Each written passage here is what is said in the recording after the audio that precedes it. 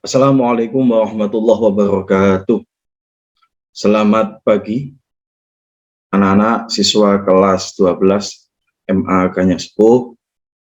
Semoga kalian tetap semangat, ya, tetap berusaha ikhtiar untuk belajar meskipun pembelajaran kita dengan daring atau dengan jarak jauh. Semoga pertemuan kita meskipun dengan jarak jauh ini selalu diiringi ridho dari Allah Subhanahu wa taala. Dan semoga ikhtiar kita untuk menuntut ilmu diberikan kemudahan oleh Allah Subhanahu wa taala. Sebelum materi ini kita lanjutkan, pembahasan ini kita lanjutkan, marilah kita buka dengan bacaan suratul Fatihah. Semoga apa yang kita bahas pada pagi hari ini, pada hari ini selalu diberikan Allah kemudahan, diberikan Allah kefahaman buat kita, dilancarkan oleh Allah, dan semoga kita, keluarga kita selalu diberikan Allah kesehatan, keselamatan, amin ya rabbal alamin. Ala diniyah al-fatihah. A'udzubillahi minasyaitonir rajim. Bismillahirrahmanirrahim. Alhamdulillahirabbil alamin. Iyyaka na'budu wa iyyaka nasta'in. Terima kasih. Pada pertemuan kali ini Pak Yusuf akan meneruskan materi minggu kemarin, yaitu tentang perubahan sosial. Tapi pada minggu ini Pak Yusuf akan khusus membahas tentang faktor pendorong dan penghambat perubahan sosial, dan juga tentang apa yang menyebabkan manusia harus berubah. Faktor terjadinya perubahan sosial itu apa? Silakan dibuka buku sampean ya. Insya Allah sampai sudah dapat LKS, sudah dapat buku pendamping. Silakan dibuka sambil mendengarkan, sambil memahami, menyimak apa yang disampaikan Pak Yusuf pada pertemuan kali ini.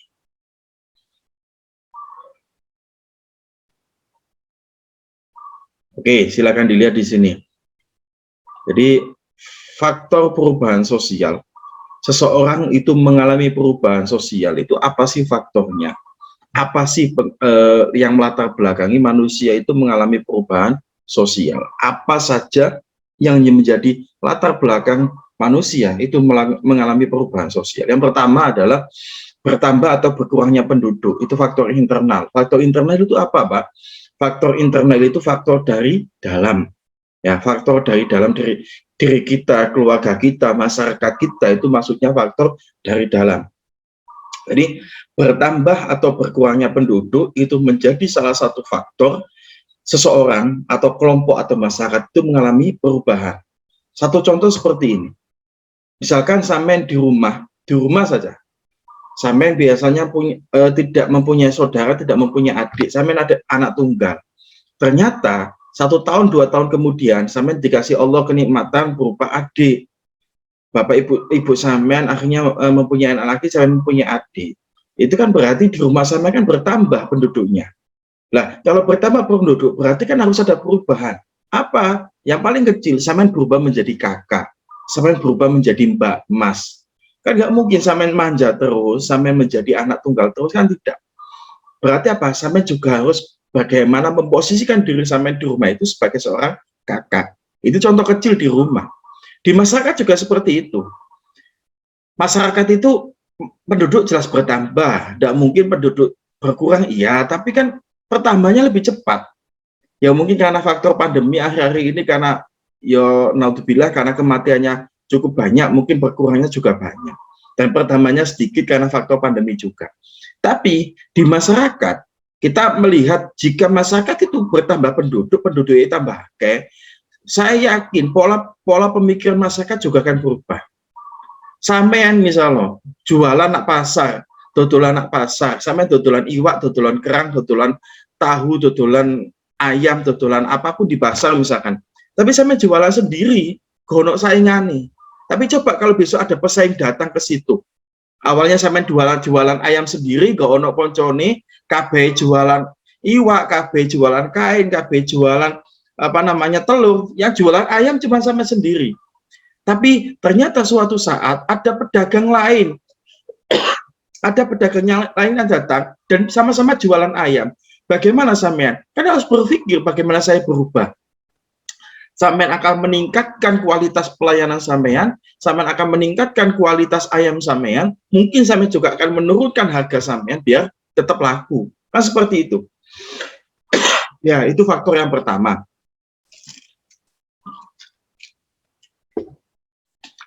Faktor yang kedua, penemuan baru. Penemuan baru itu ada discovery, ada invention. Discovery itu apa-apa? Nanti kita bahas sendiri insya Allah. Discovery itu penemuannya benar-benar baru dan sebelumnya belum ada. Itu namanya discovery. Jadi penemuan yang benar-benar baru dan sebelumnya belum ada itu discovery. Contohnya apa, Pak? Contohnya banyak. Contohnya banyak. Misalkan dulu kita melihat atau dulu kita pernah mendengar ada James Watt menemukan mesin kuat, ya kan? Ada Graham Bell menemukan telepon. Itu kan penemuan baru. Penemuan baru yang benar-benar belum ada sebelumnya. Nah, kalau invention itu penemuan yang dikembangkan dari discovery. Ada lagi inovasi namanya, ya. Itu penemuan baru. Lah, penemuan baru, adanya penemuan-penemuan itu saya yakin juga akan memberikan dampak pada diri kita, masyarakat kita untuk berubah. Contoh kecil aja, kita saja ya, kita melihat kondisi sekitar, teknologi itu kan terus berkembang. Ya kan, 5 tahun yang lalu waktu sampean masih kelas 1 MTS misalkan, sampean belum mengenal yang namanya HP yang canggih, bahkan sampean mungkin tidak punya HP, sampean belum mengenal yang namanya WhatsApp, WA, belum mengenal namanya Telegram. Sekarang kan canggih semua, HP-nya tambah canggih, HP-nya RAM-nya papat, ya kan, memorinya 128. Kagelem saya kisah koyo bengen gono rame, gono memori ini pokoknya kena digai. Tapi kan penemuan baru terus. Dan itu kan dikembangkan itu namanya inovasi dan invention. Dan penemuan itu akan berdampak pada perubahan pada diri kita. Nah, mungkin kita tidak menyesuaikan penemuannya ada di masyarakat. Terus pertentangan atau konflik yang ada di masyarakat atau di keluarga. Mohon maaf. Yang namanya konflik itu mesti akan berdampak pada perubahan. Contoh kecil aja. Sampean misalnya kekancan wapi seru. Terus akhirnya karena ada selisih, ada masalah, ternyata akhirnya kami konflik sampai koncoy sampean. Akhirnya kan pilihannya dua, sampean berubah menjadi wong api, terus berubah menjadi wong elek. Ya kan? Konco kan ngono Mas Bang. Kalau misalkan sampean berkonflik dengan teman, berkonflik sampai konco ngopi misal, tapi setelah konflik akhirnya kan gak apian. Berarti kan berubah menjadi jelek. Tapi kalau setelah konflik ada yang berubah menjadi baik, tambah rekat, tambah api juga ada. Di masyarakat juga gitu. Setelah masyarakat itu muncul konflik, muncul perpecahan, mesti ada perubahan, Mas. Ada perubahan tatanan baru di masyarakat, harus ditata kembali masyarakat itu menjadi masyarakat yang berintegrasi. Terjadi pemberontakan atau revolusi. Ini kalau zaman dulu pernah terjadi misalkan kelas 11 akhir semester genap pernah dijelaskan Pak Yusuf kan, dan mungkin kelas 12 ini nanti juga ada terkait dengan apa? Disintegrasi pemberontakan yang dilakukan oleh bangsa Indonesia sendiri terhadap negaranya, rakyat Indonesia sendiri terhadap negaranya, termasuk DITI, termasuk Andi Aziz, termasuk PKI. Itu kan pemberontakan atau revolusi. Nah, pemberontakan itu mesti akan berdampak pada perubahan apa? Perubahan tatanan negara, perubahan tatanan kelembagaan, itu mesti. Makanya pemberontakan itu mesti juga akan berdampak pada perubahan sosial. Itu dalam diri kita sendiri. Terus yang kedua, faktor eksternal. Faktor eksternal itu berarti dari luar. Dari luar itu bisa dari luar masyarakat kita, dari luar diri kita, atau dari luar negara lain misalkan. Lingkungan fisik yang ada di sekitar manusia. Lingkungan fisik itu bagaimana Mas, Mbak? Demografi bisa. Demografi wilayah itu juga berdampak pada diri kita loh Mas Mbak. Misalkan sampean hidup di Sedayu, sampean asli Sedayu, sampean hampir dari kecil sampai besar, dari TK sampai alia sampai hidup di Sedayu. Tapi ternyata sampai ditakdirkan Allah bisa kuliah di Malang misalnya. Itu kan secara fisik beda, secara demografi beda, secara lingkungan sampean beda, budayanya juga beda. Nah, jika budaya itu berbeda dari budaya kita yang lama, akhirnya apa? Muncul yang namanya kegalauan. Loh, di Malang kok seperti ini ya? Lingkungannya adem, asri. Di sini kan tidak. Di sini kan roto panas misalkan. Di Malang itu makanannya rata-rata sayuran, rata-rata itu kan tanaman-tanaman hijau misalnya. Di sini kan rata-rata ikan. Terus piye? Nah, kan harus menyesuaikan diri dan harus berubah kan. Tapi jangan sampai faktor fisik atau lingkungan manusia yang baru kebudayaan yang baru itu berdampak pada hal negatif pada diri kita. Ya itu nanti kita jelaskan lagi di belakang ada. Terus peperangan itu kan berarti dari luar juga. Itu peperangan dari luar Mas Pak, bukan dari dalam diri kita atau lingkungan kita. Kepengaruh kebudayaan masyarakat lain. Nah ini yang paling penting nanti ada westernisasi. Ya, westernisasi. Apa itu westernisasi? Budaya kebarat-baratan. Makanya ya mohon maaf, ini termasuk salah satu keunggulan dari pelajaran sosiologi itu kan kita bisa memahami masyarakat, Mas. Kita bisa memahami kondisi sosial di masyarakat. Dan sosiologi itu kalau sampai diingat pelajaran kelas 10 kan ada istilah non etis. Sosiologi itu tidak pernah berpikir ini benar, ini salah, ini api, ini elek. Disampaikan apa adanya. Makanya termasuk pengaruh kebudayaan masyarakat lain. Jika, sampai dengarkan lo ya, jika budaya masyarakat lain itu jelek dan berpengaruh terhadap diri kita, ayo diadui. Jika budaya bangsa lain, westernisasi, lifestyle dari orang di luar kita itu jelek, ya jadi ditiru. Itu namanya pengaruh budaya masyarakat lain. Saya kasih contoh kecil lah. Sampean di rumah, kalau sampean lihat contoh, ada penyimpangan sosial. Penyimpangan sosial kelas 10 yang dikarenakan subkebudayaan menyimpang. Di mana anak nakal itu bukan karena orang tua, bukan karena keluarga, tapi karena konco nak jobo malu. Ya, termasuk karena teman. Sama enak oma wonge api, wonge alim, wonge salat ibadah mempeng, ya kan?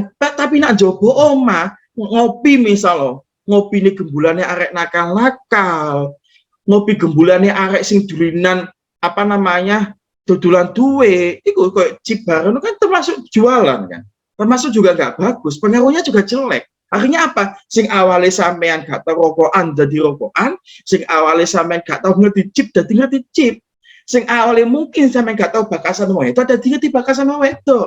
Karena apa? Karena pengaruh budaya dari masyarakat lain atau dari kelompok lain atau dari teman lain. Itu akhirnya akan berpengaruh terhadap diri kita sendiri. Kita akan melakukan perubahan yang tidak akan kita sadari dan endingnya mungkin akan, ya mohon maaf, yang mungkin akan membuat kita sedikit menyesal kenapa kita bisa berubah seperti itu. Makanya jangan salah Mas Mbak, di luar kita, di luar dari diri kita dan keluarga kita, itu ada faktor eksternal yang bisa berdampak dan mempengaruhi perubahan pada diri kita. Termasuk apa yang poin 3 ini, pengaruh kebudayaan masyarakat lain. Oke, pun itu difahami dan diingat-ingat. Nah ini kita lebih spesifik lagi. Kita sekarang lebih spesifik, kita membahas faktor pendorong perubahan sosial. Pak Yusuf ganti slide, bukan slide yang ini aja, biar lebih jelas. Ya, Pak Yusuf ada slide lagi ya satunya, biar lebih jelas. Ini adalah faktor pendorong dan faktor penghambat. Ya, faktor pendorong dulu. Faktor pendorong dulu. Faktor pendorong perubahan sosial apa sih? Ini lebih spesifik Mas, diperhatikan ya.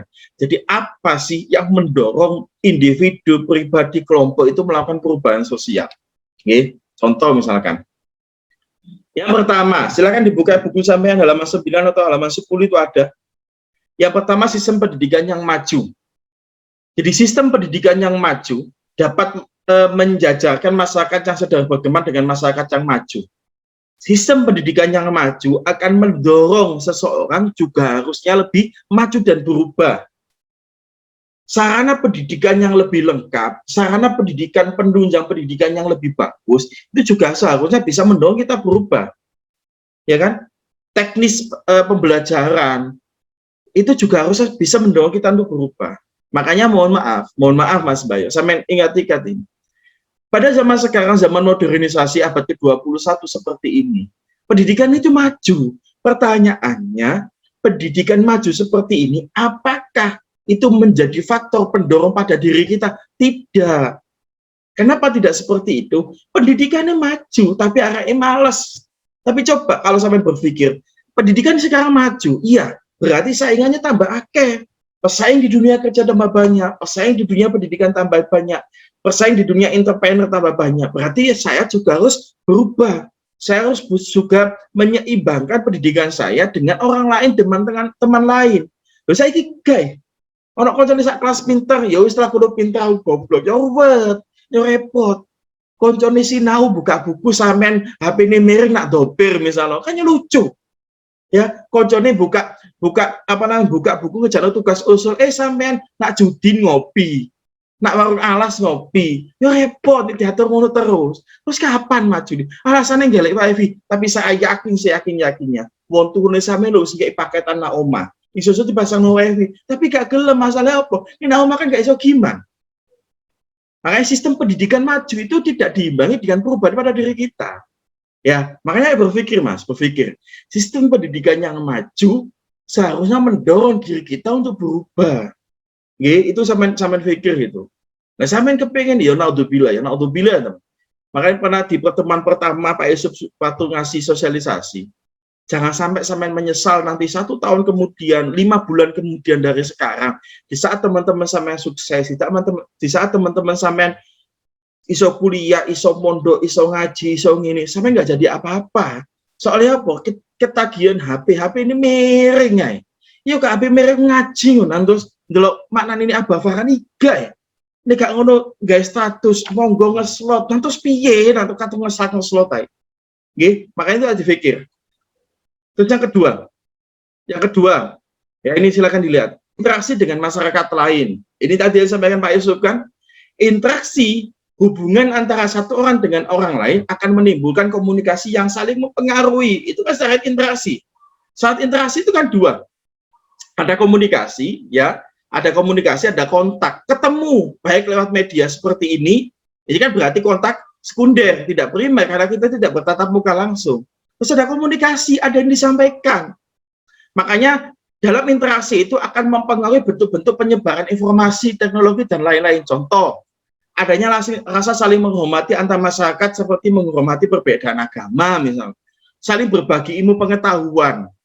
Tapi pertanyaan nih, ini saya tak takoni sampean wedok misalnya kumpul ambek koncone interaksi, berbagi ilmu, enggak mungkin bahas drakor, bahas koncone arek komahe metu ambek iki, bahas iku pacare iki. Kan saiki ngono. Lalu ngaku dijak ngopi arek bahas arek iko, bahas arek iki, bahas mantan iki. Gak mungkin bahas ilmu, dijak bahas ilmu. Yang males loh mending HP ini miring.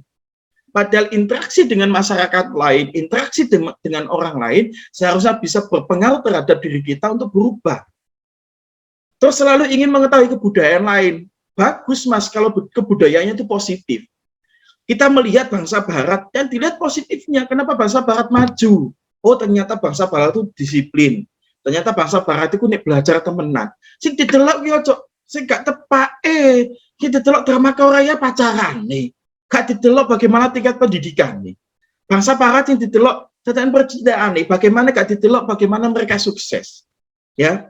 Makanya dari interaksi dengan masyarakat lain, interaksi dengan teman di sekitar kita, kelompok di sekitar kita, itu akan sangat berdampak pada kehidupan kita aslinya. Makanya, ya mohon maaf, Pak Yusuf itu kan pesan terhadap diri Pak Yusuf sendiri, juga sampean. Bukan berarti kita itu konco mele-mele Mas Boden. Tapi jangan sampai sampean punya teman yang tidak sampean pilih, akhirnya menjerumuskan sampean. Itu loh, seperti itu. Ono konco maksiat disawang, ditepuk tangan, disemangati. Ayo terus no pacaran. Ya kata Pak konco model kayak ngono. Itu berarti interaksi sampean sudah salah. Gak konco sing bukan soalim, tapi koncone nyudono, ojo pacaran terus direm, ojo kakek maksiat. Iku konco sing tepak. Tapi saya yakin ono konco sing model ngono, diadoi. Ya, itu interaksi dengan masyarakat lain yang berdampak dan mendorong kita untuk mengalami perubahan sosial. Itu ada difusi dalam masyarakat, ya, proses penyebaran dalam masyarakat. Apa ini? Termasuk ada akulturasi, difusi, termasuk ada budaya baru, Mas, Mbak. Ya, termasuk di sini salah satu contohnya di sini kan ada gambar KFC, makanan cepat saji, fast food, ya, ada lifestyle gaya hidup. Nah, gaya hidup seperti ini bagus, boleh hasilnya, boleh. Kita boleh, Mas, Mbak, meniru budaya barat boleh, ya kan boleh. Kita boleh menurut lifestyle gaya barat boleh loh ya. Tapi jangan, kenapa? Karena kita sesuaikan dengan budaya kita. Nah, omae enak jasem, mangane KFC, kelelekan wis mangan biasa-biasa wae. Omae wae nak nggone diarani radi boto. terus gaya hidupnya kayak orang barat, lah ilah kodengnya dibulet-bulet kayak kecancang wedhus ngono. Kelambine dibulet-bulet terus terutama sing wedok-wedok. Makanya ayo memaknai budaya-budaya dari luar, memaknai budaya-budaya masyarakat barat. Kita boleh melihat, kita boleh menyerap, tapi harus difilter. Jangan sampai budaya-budaya barat itu akan berdampak pada diri kita, akan berdampak pada perubahan diri kita, tapi perubahannya yang negatif. Terus ada lagi penduduk yang heterogen. Maksudnya apa penduduk heterogen? Hei, tahu maksudnya heterogen apa enggak? Heterogen itu beraneka ragam, Mas Mbak. Ingat tuh ya, ini ada gambar. Bangsa Indonesia itu, masyarakatnya itu heterogen, beraneka ragam. Tidak sama, bahasanya beda, sukunya beda, agamanya beda. Ya kan, heterogen itu. Bahkan ini, gak usah jauh-jauh Pak ke sana-sana, sampai anak sekolahan itu. Satu kelas itu kan heterogen. Dari desa yang berbeda. Orang sing teko desa Wadeng, desa Petien, Ketapang, Karejo, ya kan, ada yang dari Meriunan, Asem Papak, Tanjung Randiboto, Ujung Tim, itu kan desanya beda, dan saya yakin budayanya beda, cara ngomongnya beda, kebiasaannya beda, ya kan. Penduduk Indonesia yang beraneka ragam ini akan juga bisa menyebabkan perubahan sosial, ya, dan itu rawan konflik, Mas, rawan konflik. Oke, makanya kita melihat kebudayaan lain bagus-bagus, api ayo ditiru, nek jelek ya jangan. Terus ada ketidakpuasan terhadap kondisi kehidupan. Nah ini Mas, Mbak, kita sebagai manusia normal, kalau kita merasa tidak puas dengan kehidupan kita sekarang, ayo berubah. Tidak dimasalahkan harga saiki enggak. Mai rapat kenaikan oleh rapot, lo ranking 4 alhamdulillah, pokoknya munggah, pokoknya naik kelas. Yo repot, cepet kebot, dilko iku repot Mas. Seharusnya sampai nggak puas saya harus ranking 4 misalnya. Enggak, alhamdulillah 4 tekau buri ya nggak bisa. Ketidakpuasan terhadap kondisi kehidupan kita itu seharusnya mendorong kita untuk menjadi berubah lebih baik. Masyarakat yang tidak puas dengan keadaan sosial, akibatnya ada tekanan dari pihak lain atau kekecewaan, maka masyarakat menginginkan ada perubahan agar lepas dari pendidikan yang lama. Mereka yang mengalami penderitaan, kekecewaan, mereka yang mengalami kondisi kehidupan yang meresahkan, saya yakin mereka mesti akan berbuat dan bergerak untuk menjadi orang yang lebih baik. Seorang yang ingin mengingat kehidupan yang kaya raya karena merasa dihina tetangganya, dia akan bekerja keras bagaimana dia menjadi kaya. Seseorang yang nilainya jatuh anjlok menjadi rankingnya elek, rata-rata elek, seorang yang dia hanya diinjak-injak karena nilainya jelek, dia akan bangkit menjadi orang yang sukses karena apa? Dia akan menunjukkan ke orang lain kalau dia bisa. Beberapa hari terakhir sampai nggak delok tak nanggung Insta Story, IG, YouTube kan banyak. Ada salah satu orang Indonesia yang sampai lulus di Cina apa Jepang gitu, atau di mana itu. Jadi mahasiswa itu bisa lulus 4 tahun di sana karena apa? Karena dihina tetangganya. Dipikir dia di luar negeri itu bekerja jadi TKW, ternyata bisa lulus. Nah, sampean guys, nilainya elek. Ayo alhamdulillah. Tapi kan berbanding terbalik, sampean coba sampean rasakno. Nek kalau sampean dulunan chip terus kalah, yakin jaluk koncone, ikhtiar piye carane iso menang. Nek wong maksiat nang ikhtiar yo repot. Makanya sing ikhtiar ku bar kabeh, Mas. Nek maksiat diikhtiari, putus ki piye carane gak putus? Ya wet. Ketidakpuasan terhadap hal jelek yo ojo diterus-terusnya.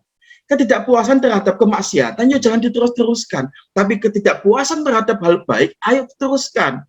Iyo cah aku mau subuh kawanan, bismillah dirubah wae. Iyo cah aku mau terlambat, iya bismillah cah dirubah. Nah omai sido mulya anak sekolahan terlambat.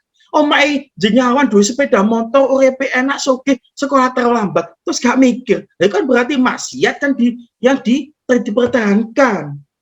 Tapi ketidakpuasan terhadap hal yang positif, terhadap hal ibadah, pendidikan, ayo ditingkatkan. Itu kan sama, itu kan faktor pendorong perubahan sosial. Makanya faktor-faktor seperti ini, yo mohon maaf sih, pastinya buat orang yang normal, berarti buat sampean yang selalu berlomba-lomba terhadap kemaksiatan, ya kan, tidak puas dengan chip, kalah akhirnya tuku chip, duwe entek, itu kan termasuk jual beli dan itu kan nggak boleh. Itu termasuk sama juga orang yang tidak normal itu. Oke, selanjutnya. Jika mudah menerima hal-hal yang baru, ini termasuk negatif, Mas Mbak.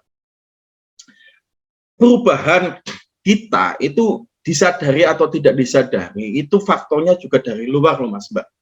Teko konco, teko lingkungan, televisi, media massa, HP, itu kan faktornya sangat jelas terlihat terhadap kita. Yes, gak usah ado-ado. Arek wedok-wedok saiki nyetatus drama Korea, pacarane koyo drama Korea. Sampeyan ngerti chip teko koncone sampeyan, gak mungkin itu sojo kucuk nawe ana pemberitahuan chip, gak mungkin. Akhirnya teko konco kondono chip, dulinan chip, seneng. Ya kan? Karena kita mudah menerima hal-hal baru, dan perlu sampeyan garis bawahi, hal-hal baru itu adalah hal-hal sing enak, sing negatif, yang tidak menuntut sampeyan untuk melakukan hal yang repot. Coba sampean dikon salat, dikon tahajud, dikon sinau, dikon maknani usul ngerteno, masa melarat gak nyongko. Terus dikon ngerjakan tugas sosiologi belas tambah. Tapi coba sampai duwe chip 5 MB misalnya, 5B misalnya. HP ini miring 5 jam gak mangat-ngajak. Coba sampean dijak maksiat, dijak pacare metu la ilaha. Dunia milik berdua kan isu sampai dalu gak boleh-boleh. Iya kan? Sampean coba di VC, pacare sampean misalnya. Padahal itu setan di VC sampai sewengi gak mari-mari. Tapi pernah nggak sampai terus maragi Gusti Allah, dijak sujud, dijak sholat? Ya gak mungkin, abote ra nyonggo. Karena apa? Kita mudah menerima hal-hal baru. Tapi nih hal-hal baru itu sing negatif, Mas Mbak, nggih. Mohon ayo direm. Nek sing positif ayo dibanterno. Apalagi pada masa pandemi seperti ini. Pada masa pandemi seperti ini kan sampean kan akan didorong untuk online, ya kan? Pacarane online, tapi tambah jos, tambah gas terus pacarane wong online. WA gak mari-mari, VC-ane gak mari-mari. Tapi apa? Seharusnya sampean pada saat seperti ini adalah kesempatan momentum buat sampean untuk mendekatkan diri sama Allah. Nak omah wecah sinau nak omah wis duwe paketan, duwe wifi, ya kan? Salat ya on time, ya jamaah. Iya. Ya, makanya seperti contohnya seseorang individu yang selalu mengikuti perkembangan dunia mode atau fashion, lifestyle, gaya hidup. Gaya hidup itu kan banyak, Mas. Bisa berbentuk baju, ya kan? Gaya hidup itu bisa berbentuk gaya makan, gaya sosial, pansos misalnya, gaya bagaimana kita berteman dengan orang lain, berkelompok dengan itu kan termasuk gaya hidup semua. Ya, ayo digeleki sing apik. Makanya perubahan itu ayo digeleki sing apik, ini negatif ya jangan. Oke, itu termasuk faktor pendorong perubahan sosial. Pun. Makanya saya yakin yakinnya kita itu termasuk orang yang mudah untuk berubah loh, Mas. Karena faktornya yaitu tadi. Terus kita coba sekarang faktor penghambat perubahan sosial. Kenapa sih masyarakat itu kok tidak mau berubah? Kok abot untuk berubah? Abot mengikuti perkembangan. Nah ini sampai lihat, rasa khawatir terjadinya kegoyangan terhadap integrasi masyarakat. Masyarakat itu khawatir, Mas Mbak, perubahan yang terjadi di masyarakatnya akan menggoyahkan integrasi atau kesatuan masyarakatnya dan mengganggu ketatanan sosial yang sudah berjalan. Makanya rata-rata masyarakat itu, mohon maaf, sampean punya orang tua, punya masyarakat, kenapa mereka tidak mau menerima budaya barat? Kenapa mereka tidak mau menerima budaya negatif? Karena mereka takut. Takutnya apa? Takutnya akan mengganggu integrasi masyarakatnya. Takutnya akan mengganggu budaya yang sudah ada. Kayak contoh ini, penggunaan traktor dalam pengolahan lahan pertanian. Awalnya ditolak, Mas. Iya. Saya malah gak traktor. Mesin penanam padi, mesin langsung penggiling pagi. Awalnya ditolak semua. Tapi karena ketakutan apa? Itu akan memudahkan gotong royong, namun lambat laun bisa diterima. Itu traktor, itu mesin. Contoh lagi apa? HP. HP itu kan beberapa tahun yang lalu, terutama tidak masa pandemi, orang tua kita kan takut. Oh, saya aja takut Mas ngasih HP ke anak. Tapi pada masa pandemi 1 tahun terakhir, 2 tahun terakhir ini, kita dituntut untuk pakai HP sekolah. Terus piye, Pak? Ya gak apa-apa, piye maneh. Tapi ada catatannya, digunakan untuk sekolah tenanan. Ya kan? Dulu njaluk orang tua paketan diseneni diomeng. Dulu nak kafe wifi-an diseneni diomeng. Tapi sekarang enggak, tuntutan zaman sekarang, tuntutan masa pandemi, pembelajaran jarak jauh, sampean harus punya HP, punya paketan. Mau tidak mau orang tua sampean, orang tua kita akan memberikan itu. Pertanyaannya, apakah HP itu digunakan sekolah temenan? Ya saya kan tidak, hanya 10% mungkin. Sisanya, ya HP ini miring kabeh. Makanya rasa khawatir itulah yang ada di orang tua kita, di benak kita. Jong, dok, HP-an terus. Jawabannya sama kan anak, ngerjakan tugas, Bu, apa aneh? Gak mungkin itu. Ya, jadi itu akan menghambat perubahan sosial pada diri keluarga kita, pada masyarakat kita. Karena apa? Kita takut akan budaya yang masuk itu, kita takut. Atau penghambatnya lain apa? Adat atau kebiasaan. Adat atau kebiasaan itu sulit mengalami perubahan, Mas Mbak. Hal ini dikarenakan ada adat dan kebiasaan yang sudah terbiasa dilakukan. Contoh, ya naudzubillah ya, kita berobat ke dukun misalnya. Kalau kita sudah percaya ke dukun, tidak dokter, ya apa? Mau nak dukun dhisik misalnya. Kebiasaan memotong padi dengan pisau kayu walaupun ada pemotong yang lebih efektif misalkan. Ada lagi yakin kebiasaan lain misalnya. Apa namanya? Kalau kita misalkan sakit misalkan, sekarang dokter ijo dhisik cek waras. Loh, itu kan kebiasaan, Mas. Terlepas itu benar atau salah, adat atau kebiasaan itu biasanya rata-rata kita akan menghambat perubahan sosial. Contoh lagi gini. Kebiasaan orang tua dulu itu rata-rata kalau anak kuliah itu dilarang. Anak kuliah dilarang, Mas. Alasannya apa? Kak, wis mari alia kawin ae. Itu kebiasaan. Soalnya mbak-mbakmu kawin gak kuliah, akhirnya apa? Anak nggak mungkin kuliah. Akhirnya berhenti kan? Ya nggak mungkin berubah. Tapi enak ada, Mas. Ada. Saya itu pernah punya murid pinter banget. Dia tuh ranking 2, anak IPA dulu beberapa tahun yang lalu. Dia itu pernah curhat ke saya, Pak, belum pengen kuliah. Nah, kuliah lo, Mbak. Betul asal kali ibu. Alasannya apa? Ibunya itu takut, Mas. Soalnya apa? Sak kampung itu ono koncone kuliah nak Malang 2, satu kampung lihat di Surabaya 1 atau berapa itu. Nak UNESA sama UM. Wedok kabeh, durung lulus wis kawin kabeh. Durung lulus pacaran ngesut. Bahkan naudzubillah ada yang MBA. Akhirnya orang tua itu takut melihat budaya seperti itu, akhirnya anak kok oleh kuliah. Padahal iki api gak nyonggo. Akhirnya apa? Dia nikah setelah lulus alia dapat 2 tahun. Dan itu kan kebiasaan seperti itu kan aslinya nggak bagus, Mas. Dan memang susah merubah pola pikir seperti itu, susah.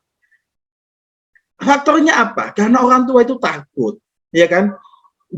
Sampai menik kuliah anak Malang piye, kuliah anak Surabaya piye, karena takut, Mas. Kondisi sana itu beda dengan di sini. Nah, kini wong tua iso namanya melihat, mengontrol. Nak Malang, nak Surabaya, siapa sih ngontrol?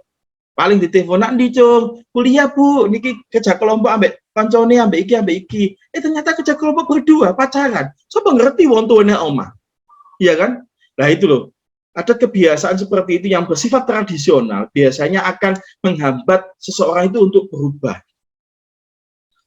Sikap masyarakat yang tertutup atau konservatif. Masyarakat yang pernah dijajah, masyarakat yang tidak pernah mengenyam pendidikan, masyarakat yang bisa dikatakan menganggap bahwa perubahan dari luar, budaya luar itu adalah perubahan yang jelek dan berbahaya. Mereka sangat tertutup, Mas. Disuruh berubah, jelas gak mau. Jelas gak mau. Saya lihat masyarakat-masyarakat di luar Jawa, masyarakat yang masih pakai koteka, yang nggak mau pakai baju. Apakah mereka gak suka baju? Ngerti ada baju. Tapi mereka gak pakai baju. Kenapa mereka gak pakai baju? Karena mereka takut budaya itu mengancam budaya mereka. Dan mereka sangat tertutup. Ya kan? Sampai ada suku-suku, ada kebudayaan-kebudayaan di pelosok-pelosok Nusantara itu yang sangat tertutup, yang tidak mau menerima perubahan. Bahkan ada loh, Mas, ada loh.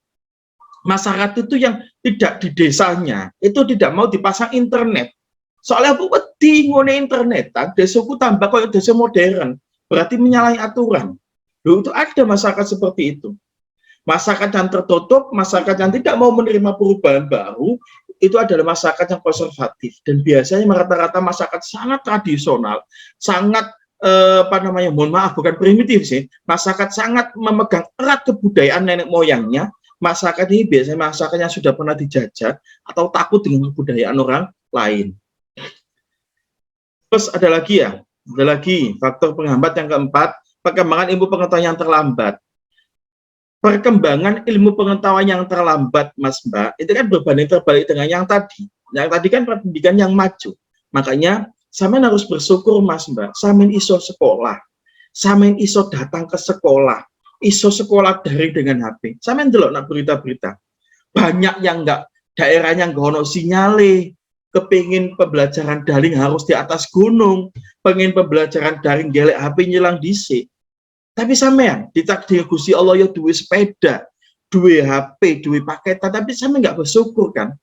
Coba sampean lihat mereka yang tidak bisa mengenyam pendidikan secara maksimal, akhirnya nggak bisa berubah. Sekolah sak minggu pisan, jarak sekolah dengan rumah jauh, sekolah ya udah bilang gak api, fasilitasnya gak bagus, ya kan? Akhirnya apa? Tidak mungkin mereka mengalami perubahan secara cepat. Perkembangan perubahannya mesti lambat. Karena apa? Perkembangan ilmu pendidikan mereka, ilmu pengetahuan mereka terhambat oleh wilayah, terhambat oleh lingkungan yang seperti itu. Dan sekarang, sampean coba ayo dicermati, ayo berpikir, kita berpikir positif. Sampean lo ditakdirno Gusti Allah enak sampean. Urip nak sedayu, urip nak Gresik, nak Kuto, ono HP, ono sepeda, terus gak syukur. Digawe turu. Sampean sampean gambar-gambar itu. Mereka yang tidak punya kelebihan seperti kita, tidak bisa sekolah kan. Sekolahnya seperti itu, tapi mereka kan antusias. Ya, pun, ya ini bisa menjadi pelajaran buat kita semua, Mas, Mbak. Oke. Terus ada penghambat yang kelima, atau penghambatnya adalah hambatan ideologis. Masyarakat akan sulit terjadi perubahan dengan ideologi atau paham yang dianggap bertentangan dengan ideologi jelas. Gak mungkin kita ideologi kita, ideologi Pancasila, terus digabungkan dengan ideologi negara lain, gak mungkin. Terus ada prasangka atau prejudice terhadap hal baru.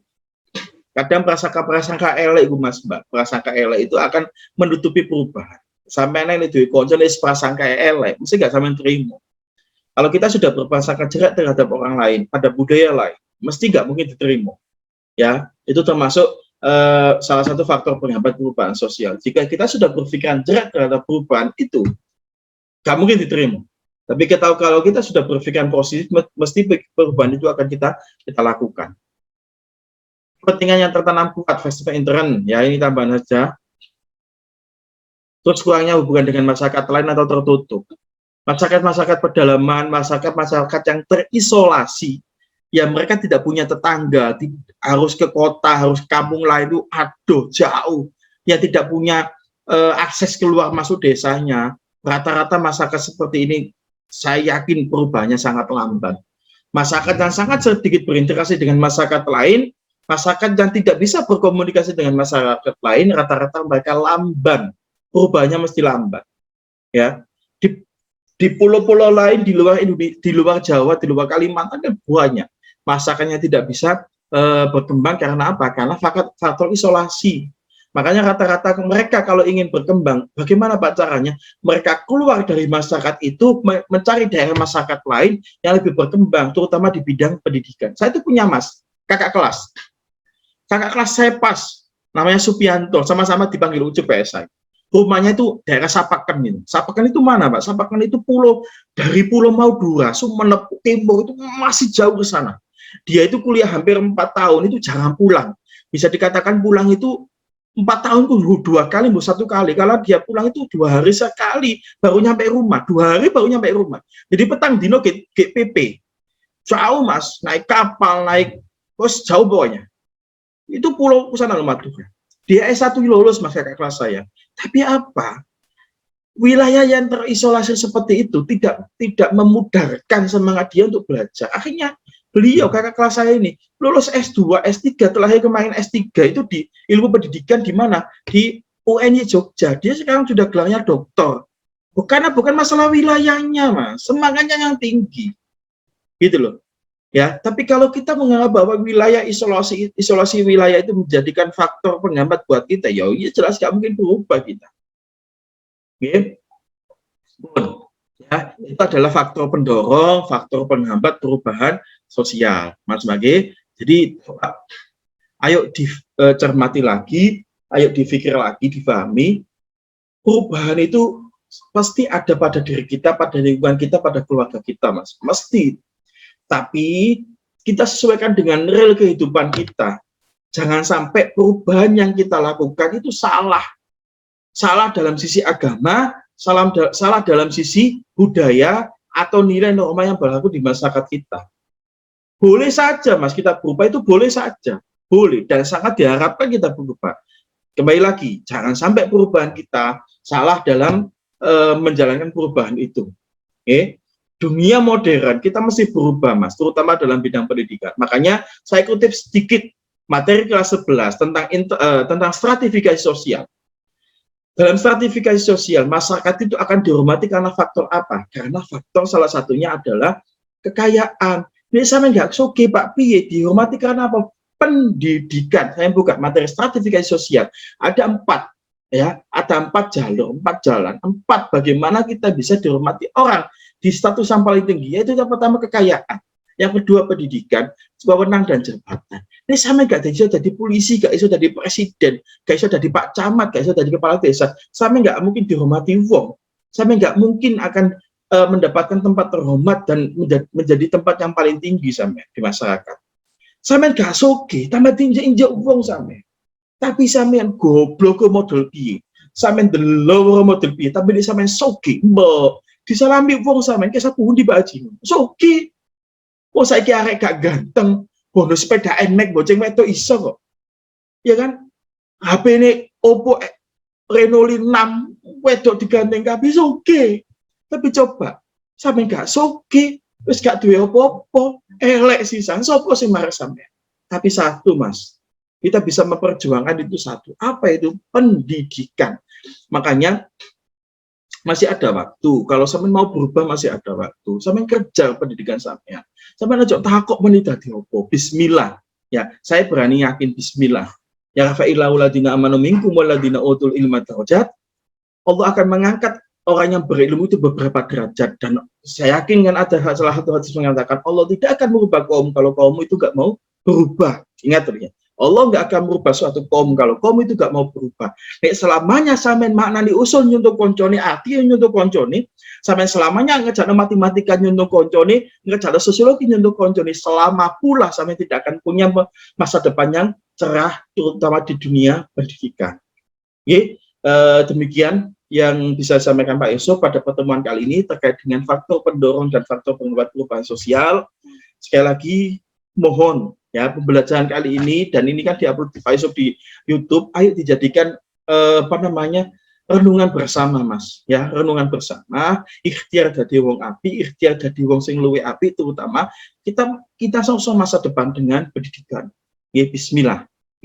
Mari kita tutup pertemuan pada hari ini dengan bacaan suratul Fatihah. Semoga apa yang disampaikan Pak Yusuf ada guna dan manfaatnya, selalu diiringi ridho dari Allah Subhanahu wa Ta'ala, bisa menambah wawasan keilmuan kita, dan semoga kita selalu diberikan Allah kesehatan. Amin amin ya rabbal alamin.